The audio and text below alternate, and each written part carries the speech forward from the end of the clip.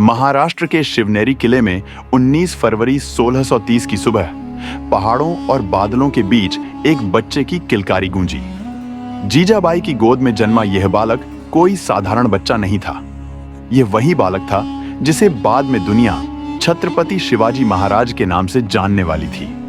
इस बच्चे की आंखों में एक अलग चमक थी, जैसे उसे पता था कि उसका जन्म केवल खेल-कूद के लिए नहीं, बल्कि इतिहास लिखने के लिए हुआ है।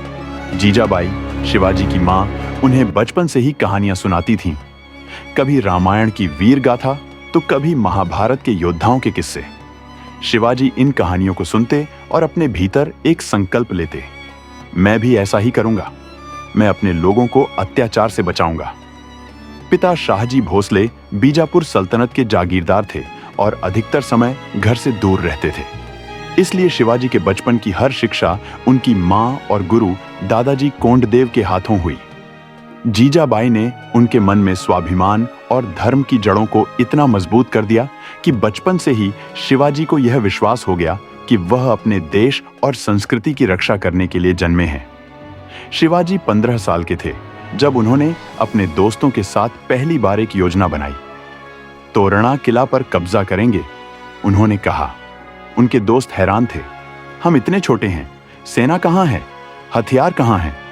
लेकिन शिवाजी ने जवाब दिया, अगर इरादा सच्चा हो तो छोटी सी चिंगारी भी आग का दरिया बना सकती है।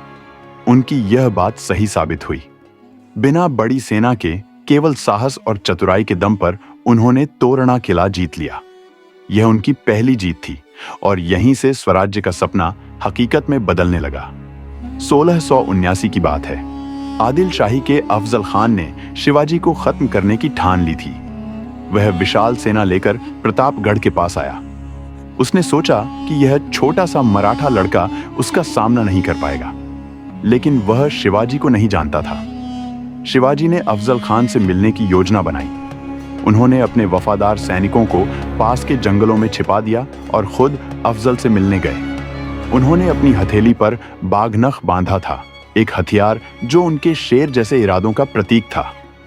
अफजल ने दोस्ती का दिखावा करते हुए शिवाजी को गले लगाया, लेकिन उसके मन में धोखा था। जैसे ही उसने हमला किया, शिवाजी ने बाघनख से उस पर वार किया और अफजल खान को मार गिराया। इस युद्ध ने शिवाजी को पूरे देश में एक नायक बना दिया। उनके साहस और चतुराई की मिसाल दी जाने लगी। शिवाजी का नाम जब मुगल बादशाह औरंगजेब तक पहुंचा तो वह क्रोधित हो गया। उसने शिवाजी को हराने के लिए बड़े बड़े सेनापति भेजे, लेकिन कोई भी शिवाजी को परास्त नहीं कर सका।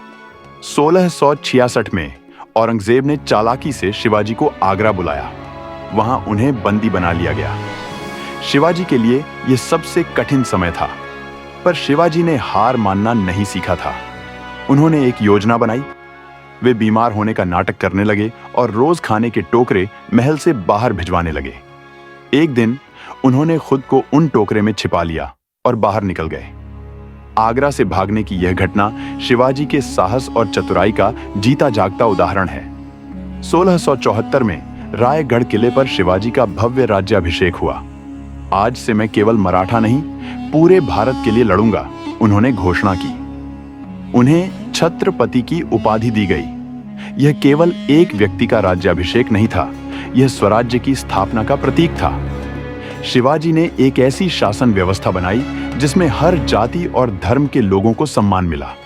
उन्होंने किसानों के अधिकारों की रक्षा की और सेना को इतना मजबूत किया कि दुश्मन उनकी तरफ देखने से भी डरने लगे। शिवाजी ने समुद्र को भी अपनी शक्ति का हिस्सा बनाया। उन्होंने भारत की पहली संगठित नौसेना का निर्माण किया। समुद्र पर बने उनके किलों जैसे सिंधु दुर्ग ने यह साबित कर दिया कि भारत का समुद्री क्षेत्र भी सुरक्षित है। 188 में शिवाजी महाराज ने अपनी अंतिम सांस ली, लेकिन उनकी मौत केवल एक शरीर की थी। उनका स्वराज्य का सपना, उनका साहस और उनके आदर्श आज भी जीवित हैं। उन्होंने हमें सिखाया कि स्वतंत्रता और स्वाभिमान सबसे महत्वपूर्ण है और इसके लिए हर बलिदान देने को तैयार रहना चाहिए। शिवाजी महाराज की कहानी केवल एक राजा की कहानी नहीं है, यह एक ऐसे व्यक्ति की कहानी है जिसने असंभव को संभव बनाया। उनकी गाथा हमें यह सिखाती है कि सच्चा नेता वही होता है जो अपने लोगों के लिए जीता है और मरता है। आज भी जब महाराष्ट्र के किलों पर हवा बहती है तो ऐसा लगता है जैसे शिवाजी का साहस और आत्मविश्वास हर पत्थर में जीवित है। उनके जैसे योद्धा सदियों में एक बार जन्म लेते हैं और उनकी कहानियां हमेशा प्रेरणा बनकर अमर रहती हैं।